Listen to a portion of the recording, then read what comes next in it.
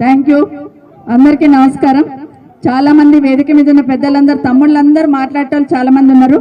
ప్రతి మండలికి వెళ్ళి కూడా నవాపేట్కి వెళ్ళి మాట్లాడాలి, శంకర్పల్లికి వెళ్ళి మాట్లాడాలి, అట్లాగే షాబాద్కి వెళ్ళి మాట్లాడే వాళ్ళు ఉన్నారు, మోయినాబాద్కి వెళ్ళి మాట్లాడే వాళ్ళు ఉన్నారు, చేవేళ్ళకి వెళ్ళి కూడా మాట్లాడే వాళ్ళు ఉన్నారు, రాజేంద్ర నగర్ వాళ్ళు వచ్చిన్నారు, వాళ్ళు మాట్లాడే వాళ్ళు ఉన్నారు. కానీ ఈరోజు పెళ్లిళ్ళు ఉన్నాయి.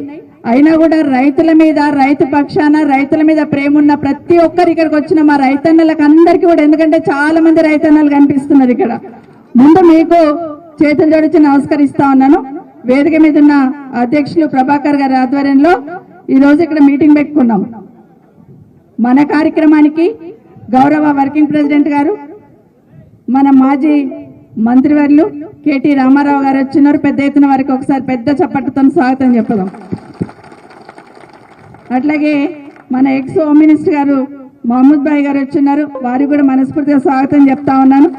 స్వామి గౌడ్ గారు వాళ్ళ ఇంట్లో పెళ్లి ఉన్నా కూడా, వాళ్ళ మనవడి పెళ్లి ఉన్నా కూడా ఇక్కడ వరకు వచ్చి మనకు రైతుల పక్షాన మేము ఉన్నామని ఇక్కడికి వచ్చిన స్వామి గౌడ్ గారు కూడా ప్రత్యేకంగా ధన్యవాదాలు తెలియజేస్తా ఉన్నాను. అట్లాగే మన ఎమ్మెల్సీ గారు షంబీపూర్ రాజు గారు వచ్చినారు సోదరులు, వారికి కూడా ప్రత్యేకంగా ధన్యవాదాలు చెప్తా ఉన్నాను.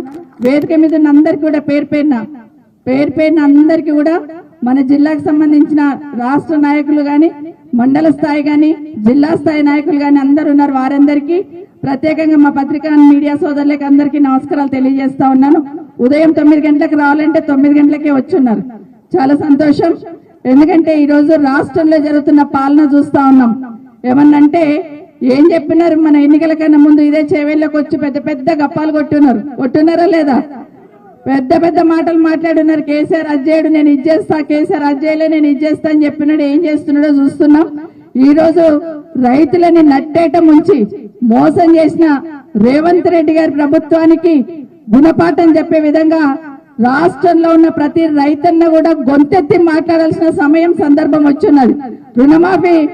రుణమాఫీ చేసిన మాట్లాడుతున్నారు కదా, అవన్నీ కేటీఆర్ గారు చెప్తారు. ఒక్క రంగారెడ్డి జిల్లాదే చెప్తాను, 2,80,000 మంది అప్పులు తీసుకున్నారు. కానీ వాళ్ళు మాఫీ చేసింది ఎంత తెలుసా? 75,000 మందికి. ఒక్క 75,000 మందికి మాఫీ అయ్యిందంటున్నారు. ఇంకా మూడో విడత కూడా పడలేదు, కానీ చూపిస్తున్నారు. ఓకే, బ్యాంకులకు పోతే అది కూడా చూపిస్తలేరు, పడింది అంటున్నారు. అప్లికేషన్లు ఇవ్వండి అంటున్నారు. రైతు ఎక్కడ పోవాలని అర్థం కాదు. అగ్రికల్చర్ ఆఫీసర్ల దగ్గర కొమ్మంటున్నారు, బ్యాంకుల దగ్గర కొమ్మంటున్నారు. ఇంతకుముందు ఎప్పుడన్నా కేసీఆర్ 2 సార్లు రుణమాఫీ చేసిండు కదా, ఒక్క దగ్గర అప్లికేషన్ పెట్టుకున్నామా? ఒక్కరి దగ్గరికైనా పోయినామా? ఒక్కరికైనా దండం పెట్టినామా? బ్యాంకుల లేసి రుణమాఫీ చేసిన కేసీఆర్ గారు ఎక్కడ? తను ఈరోజు చేయనికే చేతగాక అప్లికేషన్లు పెట్టుండి ఆఫీసర్ల చుట్టూ తిరుగుండి అని మాట్లాడుతున్న రేవంత్ రెడ్డి ఎక్కడ? చూడండి, ఒక్కసారి ఆలోచించండి. ఈరోజు మా జర్నలిస్ట్ సోదరులు ఇక్కడే ఉన్నారు. ఈరోజు రేవంత్ రెడ్డి గారి ఊరికి ఒక 2 లేడీ జర్నలిస్టులు పోయి ఉన్నారు. ఏమని అంటే మొత్తం మాఫీ అయిందంటున్నావు కదా, మరి నీ ఊళ్ళోనే అయ్యిందా లేదో చూసొద్దామని ఆ ఊరికి పోయిండ్రు. 2 ఆడబిడ్డలు పోయిండ్రు కెమెరాలు తీసుకొని.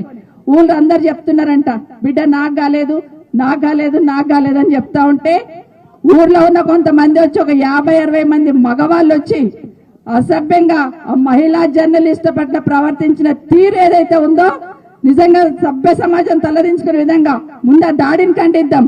రేవంత్ రెడ్డి గారు, నీ ఇంటి ముందు నువ్వు పుట్టిన నీ ఇంటి ముందు 2 లేడీ జర్నలిస్టుల మీద దాడి జరుగుతా ఉంటే కావాలని ఈరోజు వాళ్ళను ఎంత అసభ్యంగా తిట్టుకుంటూ మీరెందుకు వచ్చిండ్రు ఇక్కడికని వెనకనేమో మాట్లాడే వాళ్ళు మాట్లాడుతున్నారంటే, ఆ బిడ్డలు ఏమన్నారు? మన కోసం వచ్చిండ్రు, మన కోసం అడుగుతున్నారు కదా అంటే ఇష్టం వచ్చినట్టు దాడి చేస్తున్నారు. నిజంగానే అందరికి రుణమాఫీ చేసి ఉంటే రేవంత్ రెడ్డికి భయం ఎందుకు అని అడుగుతున్నా. ఎవరు పోతే భయం ఎందుకు, ఎవరు అడిగితే భయం ఎందుకు?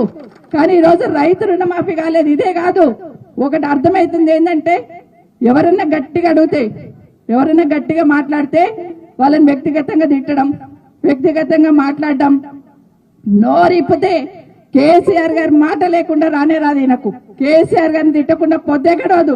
కేసీఆర్ గారి తండ్రి లాంటోడు, ఆయనను పట్టుకొని ఎన్ని మాటలు మాట్లాడుతున్నాడు 8 నెలల్లో మనం చూస్తున్నాం. ఏమడుగుతున్నారు కేసీఆర్ గారు? బాగా పాలన చేయి, ప్రజలకు మంచి పాలన అందించు, నాకన్నా బాగా చేస్తాను కదా, నువ్వు కూడా చెయ్యి అన్నారు. దానికి నోటికి వచ్చినట్టు మాట్లాడుతున్న మాటలు మీరందరు వింటూ ఉన్నారు. ఈరోజు తెలంగాణ తల్లి విగ్రహాన్ని సెక్రటరియట్ లో పెట్టమని కేసీఆర్ గారు మన పార్టీ తరఫున అడిగితే రేవంత్ రెడ్డి ఏం మాట్లాడుతున్నాడు విన్నారు కదా? మాట్లాడిన మాటలేనవి?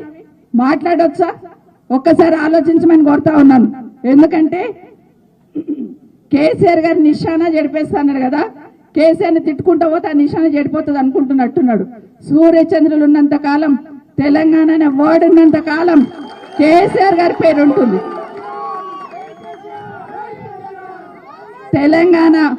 తెలంగాణ అనే పదం ఉచ్చరిస్తున్నప్పుడే పక్కన కేసీఆర్ గారు కనిపిస్తుంటాడు.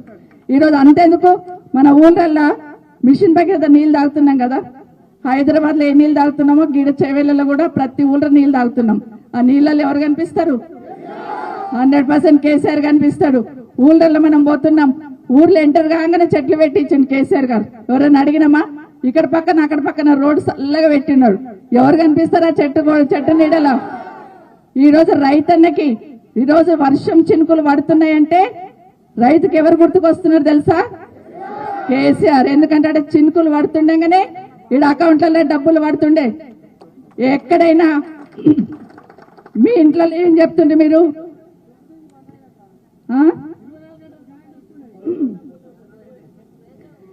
ఫోన్లో టింగ్ టింగ్ అనగానే ఇంట్లో ఏం చెప్తుండ్రి? మా మర్దన్లకో మా అమ్మలకో, ఇగో కేసీఆర్ పైసలు పడ్డాయే పోయి రేపు బ్యాంకులో తెచ్చుకుంటాం అంటుండ్రి అనుకుండ్రా. ఇప్పుడు ఆ టింగు టింగులు లేనే లేవు ఫోన్లో. బ్యాంకులకు వెళ్ళొచ్చే టింగులు లేవు, ఇప్పుడు బయటకు వెళ్ళొచ్చే టింగులు ఉన్నాయి. అప్పు చేసినాడు అడుగుతున్నాడు, అప్పు ఇచ్చినాడు అడుగుతున్నాడు, జల్ది కట్టు అని. కడతాడుగా రేవంత్ రెడ్డి, ఇస్తాడుగా కడతామని చూస్తున్నారు కానీ మొత్తానికి మోసం చేస్తున్నాడు. ఖచ్చితంగా ఎన్నికలు అప్పుడు ఏ హామీ అయితే ఇచ్చినావో ఒకసారి కాదు, నేను అనుకుంటాను వెంకటేశ్వర స్వామి చాలా గొప్ప మహిమగల్లోడు కదా, తప్పించుకున్నాడు ఆయన ఒట్లు పెట్టకుండా. ఇక్కడ నుండే పోయిండు కానీ తప్పించుకున్నాడు. బాబాయ్ నువ్వు నా దగ్గరికి రాకు, నా మీద ఓట్టయ్యకు నాయనా. నా దగ్గర చాలా మంది పేదోళ్ళు వచ్చి ఇండే మీటింగులు పెట్టుకుంటారు, వాళ్ళకి మంచి చేయాలంటే నా దగ్గరికి రా. మీరు నిజంగానే కదా ఎక్కడెక్కడ ఒట్లు పెట్టుకుని కానీ దేవుడు రానియలే, పక్కకి వెళ్ళిపోతుంటే కూడా. కాబట్టి ఈరోజు దేవుళ్ళ మీద ఒట్లు పెట్టిండు, మోసం చేసిండు అనేది వాస్తవమా కాదు ఒక్కసారి ఆలోచించండి. డిసెంబర్ 9 అంటివి, 9 వాయి అన్ని వాయి, ఆఖరి కూడా అన్ని వేసినా అని చెప్పి ఎంత వేసిండు ఎంత ఇచ్చిండు అనేది మన కేటీఆర్ గారు చెప్తారు మీకు అందరికీ. కానీ మనం అందరం కూడా గ్రామాలలో మనం ఇంకొక పని చేద్దాం. ఈ రోజు 2 జర్నలిస్టులు పోతే నీకు తట్టుకోలేక వాళ్ళని కొట్టిపించినావు కదా మహిళా జర్నలిస్టులని.